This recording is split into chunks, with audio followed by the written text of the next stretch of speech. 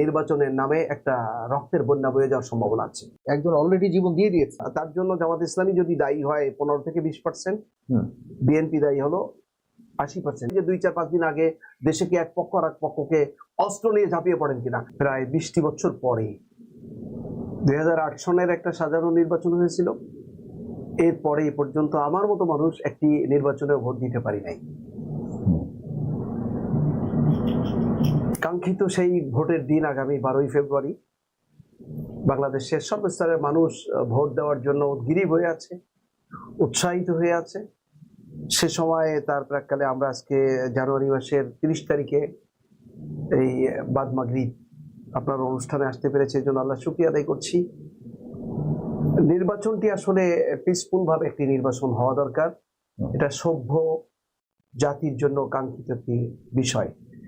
শিক্ষিত সভ্য যারা, তারা আসলে নির্বাচনের নামে চর দখলের পদ্ধতি অবলম্বন করা, এক পক্ষ আর এক পক্ষের কোনো কথা বলার সময় তাদেরকে যেমন শব্দ চয়নে উৎকৃষ্ট শব্দ চয়ন করা, এবং তার প্রতি উত্তরেও যখন প্রতি উত্তর দেওয়া হবে সেটাও উৎকৃষ্ট উন্নত শব্দ চয়ন করা।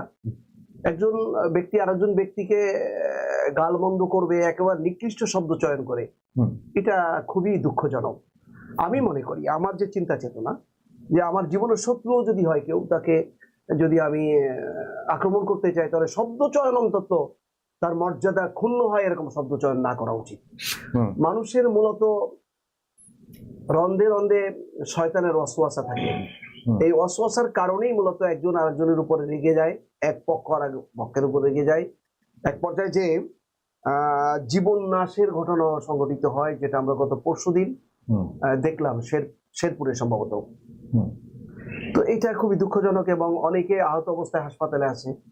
এবং কারা কি করেছে এটা জাতি এই মিডিয়ার যুগে, যেখানে গোটা পৃথিবী হাতের মুঠের মধ্যে, সোশ্যাল মিডিয়া এত চমৎকার আমাদের সামনে উপস্থাপন করছে যে এগুলো স্যাটেলাইট টেলিভিশন ছাড়া সোশ্যাল মিডিয়ার মাধ্যমে, অনলাইনের মাধ্যমে আমরা কিন্তু জানতেছি, এবং প্রিন্টিং মিডিয়াও তুলে ধরতেছে। এই সকল বিষয় চিন্তা করে আপনি জাতীয় পার্টিকে আমার সামনে পেশ করে আবার কিছু কথা বলেছেন।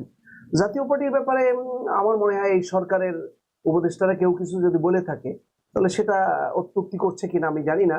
জাতীয় পার্টির কার্যক্রম ছিল বিগত সরকারের, বিশেষ করে শেখ হাসিনা সরকারের, কিলার সরকারের 15 বছর 6 মাস 28 দিন আমার হিসাবে যেটা এসছে, এই সময়কাল জাতীয় পার্টি মাঝে মাঝে বেকি আচরণ করেছে। সে আচরণগুলো ছিল যে আমি সরকারের বিরুদ্ধে, এবং মরহুম এরশাদ সাহেব যখন ক্ষমতায় ছিলেন তখন তিনি বিরোধী দলের মূল ব্যক্তি ছিলেন, এবং তার সাথে সাথে তিনি কিন্তু শেখ হাসিনারও উপদেষ্টার পদে ছিলেন, আমি যদি ভুল না করে থাকি। তো এগুলো জাতির সাথে প্রহসন হয়েছে। এখন বলবেন তাহলে জাতীয় পার্টি ব্যান্ড হলো না কেন? যেহেতু বাংলাদেশের স্বাধীনতার পক্ষের সবচেয়ে বড় দল আওয়ামী লীগ, সে আওয়ামী লীগকে ব্যান্ড করা গেলে জাতীয় পার্টিকে ব্যান্ড করা হলো না কেন? আমি মনে করছি যে যারা সরকারে ছিলেন উপদেষ্টা পরিষদে, তারা মনে করেছে যে একটা বড় পার্টিকে আমরা ব্যান্ড করেছি, এরপরে আরো ছোট ছোট পার্টি যদি একটা দুইটা ব্যান্ড করি, তাহলে তো গোটা পৃথিবীর কাছে আমরা প্রশ্নবিদ্ধ হতে পারি। এজন্য জাতীয় পার্টি বাংলাদেশে রাজনীতি করতে পারছে, এবং যতগুলো সিটে নির্বাচনের প্রার্থী দিয়েছেন জাতীয় নির্বাচনে, তার মধ্যে আমাদের এই ভাইও কিন্তু প্রার্থী। তো তারা যাতে বাজারে কাজ করতে পারে সেই ব্যবস্থাও বাংলাদেশের জনগণ দিচ্ছে। কেন দিচ্ছে হলো এটাকে তারা কোনো মাথা ব্যথার কারণ মনে করছে না এই পার্টি। এখন আওয়ামী লীগের যে ভোটগুলো আছে, এই ভোটের তো একটা অংশ যার যার এলাকা ছাড়া, এবং একটু বেশি ক্রাইমের সাথে যারা জড়িত, লুটপাটের সাথে যারা জড়িত আওয়ামী লীগের, যেহেতু 365-64টা বাড়িও একজন করেছে, মিডিয়াতে দেখলাম সাবেক একজন মন্ত্রী, যিনি ভূমি মন্ত্রী ছিলেন, সাইফুর রহমান সাহেব, ম্যান অফ চিটাগাং, সাইফুজ্জামান। তো সে ভদ্রলোক 364টা বাড়ি করেছে। এটা কালকেও আমি সার্চ করে দেখেছি, এক জায়গায় আলোচনা করতে, যে একটা রাজনৈতিক মঞ্চে কথা বলতে যে এই হলো অবস্থা। তো এই ধরনের বড় বড় অপরাধী যারা, তারা কিন্তু দেশ ছেড়ে পালিয়ে গেছে, সে সংখ্যা একেবারে কম না। আর আওয়ামী লীগের মধ্যে লোকাল এরিয়ার ওয়ার্ড থেকে শুরু করে ইউনিয়ন এবং থানা লেভেলের কিছু নেতারা, যাদের টাকা পয়সা অনেক বেশি না, যাদের বিদেশে পাড়ি জমানোর মতো অ্যাবিলিটি ছিল না, ভিসা পাসপোর্ট ছিল না, তারা নিজের ডিস্ট্রিক্ট ছেড়ে আরেক ডিস্ট্রিক্টে গেছে, ওই ডিস্ট্রিক্টের মানুষ আরেক আওয়ামী লীগের district-এ গেছে। বিষয়টা কিন্তু আমি তৃতীয় পর্যায়ে আমি দেখছি। আমি বর্তমানে যেই দুটি শক্তিশালী দল রয়েছে, যে বিএনপি এবং জামাত ইসলাম, এই দুটি দলের মধ্যে তো আমরা একটা মুখোমুখি অবস্থান দেখতে হ্যাঁ, পাচ্ছি। একদম মারামারি আওয়ামী লীগ তো এখন দৃশ্যপটে নাই ধরতে গেলে, কিন্তু আমরা দেখতে পাচ্ছি এই দুটি দল এখন সাংঘর্ষিক এমন অবস্থায় এসেছে যে একজন আরেকজনকে একদম পুরোপুরি হত্যা করার মতো অবস্থা হয়েছে। এই দায়টা আপনি এখন কাকে দিবেন? এই পরিস্থিতি আসলে কোথায় গিয়ে ঠেকবে? এবং আমি দায়টার ব্যাপারে কথা বলতে চাই এই জন্য যে 2001 সন থেকে শুরু করে 5ই অগস্টের আন্দোলনের দিন পর্যন্ত জামাত ইসলামী বিএনপি সহ একত্রে কাজ করেছে এবং 2024-এর জুলাই বিপ্লবের বছর খানেক আগে এই আন্দোলনকে প্রশ্নবিদ্ধ করার জন্য, এটা আমি খন্দকার মোশাররফ সাহেবকে বলছিলাম যে বিরোধী জোটের নেতৃবৃন্দ যদি একটা মঞ্চে উঠে কথা বলে, সেই মঞ্চের উপর আক্রমণ করতে হলে হিসাব করে করতে হয়। কিন্তু আপনারা যে যুগপৎ আন্দোলন নামে একটা মানুষকে প্রহসন করলেন, শুভঙ্করের ফাঁকি দিলেন, এবং এই যুগপৎ আন্দোলনের অর্থ হলো আপনারা অঘোষিতভাবে এই 20 দলকে আলাদা করে দিয়েছেন। এটা আমি ওনাকে বলেছি এবং তাই ঠিকই। এবং এই 1-1.5 বছর আগে যে যুগপৎ আন্দোলনের কার্যক্রম শুরু হয়েছিল 24-এর গণ আন্দোলনের আগে, এটা ছিল বিএনপির একটা সাজানো, এবং বিএনপি তখন মনে করতো যে আমরা নির্বাচন করলে 200 কেন 250 সিট এককভাবে আমরা পাওয়ার যোগ্যতা রাখি। এটা বিএনপির ওভার এস্টিমেট, তাদের উপর কনফিডেন্স, এরকম তারা এই ধারণা তারা ছিল। সেইখান থেকে জামাত ইসলামী যেহেতু 2001-এর নির্বাচনে যৌথ নির্বাচন করেছে, তাদের সাথে ছিল, তারা মনে করেছিল যে জামাত ইসলামী এখনো আমাদের বাদ দিয়ে রাজনীতি করতে পারবে না, বা কোনো কিছু পাইতে হলে চাইতে হলে আমাদের সাথে থাকে লেজু ভিত্তিক রাজনীতি করবে। কিন্তু ইতিমধ্যে এই যে আওয়ামী লীগের 15 বছর 6 মাস 28 দিনের মধ্যে একমাত্র বাংলাদেশের দক্ষ প্রাজ্ঞ রাজনৈতিক একটি দল জামাত ইসলামী, এই দলটি অনলাইনে যে এত কাজ করেছে, ভিতরে ভিতরে রাত্রে দিনে সকালে সন্ধ্যায়, আমি প্রসঙ্গক্রমে বলতে হচ্ছে, আমি একদিন আমিরে জামাত, কিন্তু এটাও তো ঠিক না। ঠিক আছে, আপনি আমি বলি প্রশংসা এই কাজ করতে করতে প্রশংসা করতে চাচ্ছেন, কিন্তু এট দ্য সেম টাইম যতটুকু দেখেছি জামাতের একটা বড় ধরনের দায়ও তো এখানে রয়েছে। হ্যাঁ, দায় আছে। আমি একটু শেষ করি। শুরু থেকে আমাকে এক মিনিট সময় দেন। অনলাইনে বিএনপিকে আক্রমণ করে একটা শত্রুতা তৈরি করে ফেলেছে, যেটা এখন দেখা যাচ্ছে যে এই যে দ্বিধা বিভক্তের ক্ষেত্রে তাদের ওইসব ভূমিকা এখন বড় জি, আমি একটু বলি। আমাদের সাইফুল সাহেব ভাই অত্যন্ত প্রাজ্ঞ একজন উপস্থাপক, এই জন্য উনি আমাকে যে ভাষায় কথা বলছেন যে আমি যাতে আমার ভিতরে কথা আরো ক্লিয়ার করি। একটু স্পষ্ট শুনতে জি, আমি মনে করছি যে যদি কোনো সংঘাত সন্ত্রাস, কোনো মারামারি কাটাকাটি হয়, তার জন্য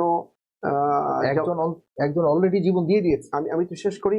তার জন্য জামাত ইসলামী যদি দায়ী হয় 15 থেকে 20%, বিএনপি দায়ী হলো 80%। এর মূল কারণ কি সেটা আমি বলছি।